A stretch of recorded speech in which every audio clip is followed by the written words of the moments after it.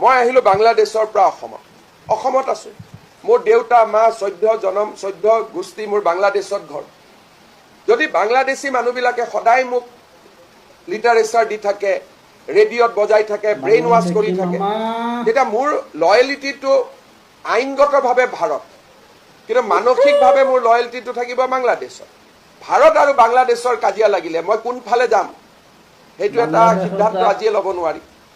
সেইকাৰণে বাংলাদেশে চেষ্টা কৰি আছে যে চিকেন নেকৰ আশে পাশে থকা, বাংলাদেশ মানে মই গভৰ্ণমেণ্ট কোৱা নাই, বাংলাদেশৰ ফাণ্ডামেণ্টেলিষ্ট অৰ্গেনাইজেশ্যন, তেওঁলোকে ধুবুৰী শিলিগুৰি হওক বা গোটেই চিকেন নেকটোৰ আশে পাশে থকা মানুহবিলাকক তেওঁলোকে মটিভেট কৰিব চেষ্টা কৰি আছে যে remain as a Bangladeshi although you are staying now in India.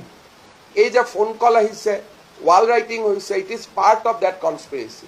সেইকাৰণে মই সদায় কওঁ যে উত্তৰ পূব ভাৰতৰ মানুহ, পশ্চিমবংগৰ মানুহ, অসমৰ মানুহ, we are living on a fire.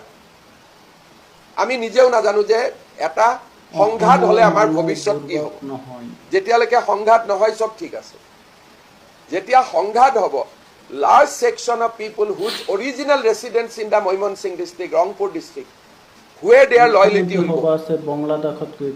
এটা আজি আমি কোনেও ক'ব নোৱাৰো, সেই সময়তহে আমি গম পাম। সেইকাৰণে এই কথাবিলাক কোনো পলিটিচিয়ানে উত্তৰ দিব নোৱাৰে। আমিও সাৱধান হৈ থাকিব লাগে। We should be very very careful. Assam খুব next 20 years in Assam will be very very critical and very very difficult period. সেইকাৰণে মই ভাবোঁ যে these are not what I am speaking as a politician.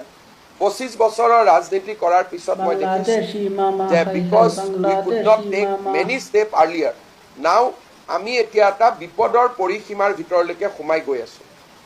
বেলেগ নালাগে, উৰিয়াম ঘাটৰ এভিকশ্যনতে চাওক, 12-13 হাজাৰ মানুহ শিলচৰৰ পৰা গৈছে, বৰাক ভেলীৰ পৰা গৈছে, কৰিমগঞ্জৰ পৰা গৈছে, মণিপুৰৰ পৰা গৈছে, বৰপেটাৰ পৰা গৈছে, ধুবুৰীৰ পৰা গৈছে। তাত এইবাৰ ইলেক্টৰেল লিষ্টত 20,000 মানুহ হ'লহেঁতেন। তাৰমানে এটা উজনিৰ দুৱাৰ মুখতে ডাঙৰ ঘাটি এটাই বহি গৈছিল। কিন্তু অসমীয়া মানুহে এইবোৰ নজৰো দিয়া নাই। এতিয়াও দুই এজনে কৈ আছে নাই নাই ইহঁতে নাগালেণ্ডৰ পৰা মাটি ৰক্ষা কৰি আছিলে। নাগালেণ্ডৰ পৰা মাটি ৰক্ষা কৰিব কাৰণেতো 2জন CM ফোনত কথা পাতিলেই হ'ল। আমাৰ মানুহে বিশেষকৈ লেফ্ট মানুহবিলাকে, সেকুলাৰ চ' সেকুলাৰ মানুহবিলাকে অসমক কিমান বিপদত সোমাই দিছে বুজি পোৱা নাযায়। যোৱাকালি বিশ্বনাথত এভিকশ্যন হ'ল, DCয়ে মোক কৈছে ছাৰ বিহালীটোতো আছে। তাৰমানে নৰ্থ বেংক য'ত আমি সাধাৰণতে ভাবোঁ যে নাই চব ঠিক, কালি মই চতিয়াত যাওঁ